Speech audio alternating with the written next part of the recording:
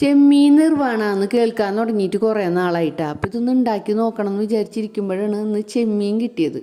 അപ്പോൾ അത് ഉണ്ടാക്കാനായിട്ട് മല്ലിയില, വേപ്പില, ഇഞ്ചി, വെളുത്തുള്ളി, കാന്താരിമുളക്, കുരുമുളക്, പിന്നെ കുറച്ച് വെളിച്ചെണ്ണ, പിന്നെ മഞ്ഞൾ പൊടി, ഈ ഗരം മസാല, ഉപ്പ്, മുളക് പൊടി എല്ലാം ഇട്ടിട്ട് കുറച്ച് സൊറുക്കിയ ഒഴിക്കുക.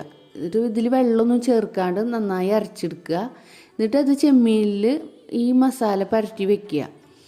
എന്നിട്ട് ഒരു ചട്ടിയിൽ വെളിച്ചെണ്ണ ഒഴിച്ച് ചട്ടി ചൂടായി വരുമ്പോൾ ഇത് അതിലിട്ട് കൊടുക്കുക. എന്നിട്ട് രണ്ട് സൈഡും മറിച്ച് ഇതൊന്ന് ചെറുതായി മുരിച്ചെടുക്കുക. അങ്ങനെ വെന്ത് വരുമ്പോൾ ഇതിൽ നല്ല കട്ടിയിലുള്ള നാളികേരപ്പാൽ ഒഴിച്ചു കൊടുക്കുക. ഈ നാളികേരപ്പാൽ തിളയ്ക്കൊന്നും വേണ്ട കേട്ടോ. ചെറുതായി ഒന്ന് പതഞ്ഞ് വരുമ്പോൾ നമ്മൾ അടുപ്പ് ഓഫ് ചെയ്യുക.